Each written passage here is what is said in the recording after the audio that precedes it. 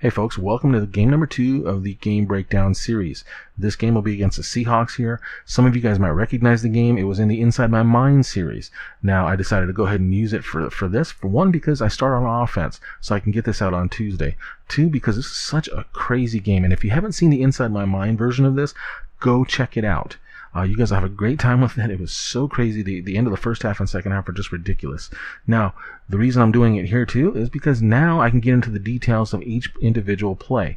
I can show you how the play is supposed to be run. I can discuss it. We can see my mistake on the play. You can see what things I do right on the play and decide and maybe learn or pick up some things for yourself. I'm also going to start grading my plays now. Each individual play is going to have a grade to it. It'd be a pass-fail grade with number system. I'll put that number system in the description. It's going to be a little bit different from my usual way of grading my players when I'm coaching. That's straight pass-fail. It's either a 0 for a fail or a 1 for a pass. This is going to have a couple little intricacies to it.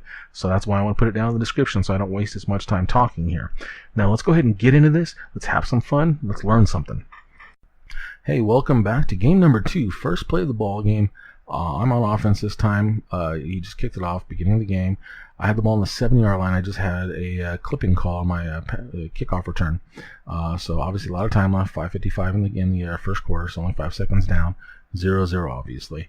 I'm in an I formation. I originally call a power but audible into a stretch. Now the reason I do that is basically if you look at the defense here with the power first off. It's an off-tackle run. It's meant to be run in here. You can bounce it if your fullback ends up logging, basically coming outside and then turning in on somebody. But it's mainly meant to be run here. Now you also have a pulling guard on a power. So he's going to pull, look for leakage here. Once he gets to right outside the tackle, off the tackle's outside butt cheek, he should be turning upfield looking for the first different colored jersey. Now, when you have a pulling guard, you have to have guys down block for him to replace him, essentially. In this defense, he has no force player here. He has 2 linebackers inside. This looks like a sugar bluff or sugar blitz to me, by the way, out of a nickel. Now, it could be a 4-3 as well. So anyways, he has these 2 guys inside, and he has both linemen covered with what look to be 3 techniques, which means outside shade of the guards is a 3 technique. Now, if you're pulling the guard in this case, now you got to bring guys down. Like I said, he's going to come down here. He'll come down 1 man. He'll come down 1 man. Leaves a free man right there. Now, your center may make an adjustment and block down on that tackle. You still have this linebacker coming free. With the power, because you have this pulling guard, you have a delayed handoff. Your tailback is going to take a couple jab steps, at least 1, and then turn upfield. And your quarterback's job is to try to get it to him at the deepest point. Okay? So it's a delayed handoff. It's called a sprint and draw is what a power actually is. It's in the sprint and draw series of plays. So with that pulling guard and with this defense, it would not be a good thing with the delayed handoff. One of these guys comes free, makes an easy tackle in the backfield. Now with the stretch, you don't have that. Stretch, every man is reaching 1 man to their right or to the play side. The play side's over to my right this case.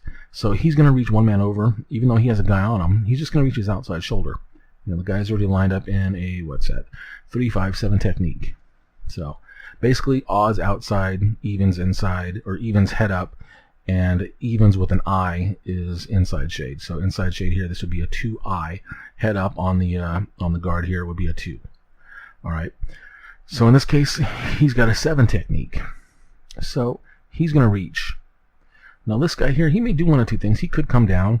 It just depends. Obviously, this is a video game, so it's a little different. But in actual football, and here he actually does do it for me, he's going to reach too. Their job is to move this guy. It doesn't matter where they move him. If this guy fights to the outside, then they just drive his ass to the outside. Pardon my language. I'm getting in coach mode here. And if he comes inside, fights his way inside, all right, they log him and just drive him inside. It's about movement. Each of these guys, he's going to reach outside shoulder here, the guy outside of him. Center should be reaching this guy. Backside guard reach that guy. And tackle reaching that guy.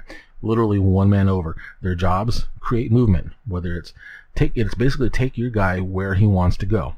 Let the back make the read. Now in this case, because it is a stretch and not an inside zone, we are trying to get outside here. So if we can get the outside, he's going to hit right about here, and then he can bounce out. All right, that's what you're trying to do. But if you look, there isn't, well, for one, there is no outside backer here. Makes it that much easier to run this play. And with this big gap here and no backer in here, that leaves me a nice opening in case this guy fights hard to the outside. So we get him moved, and hopefully he works off to the next level. And my fullback does a smart thing. If he sees this guy going outside, then he should turn up. Then I can cut up inside.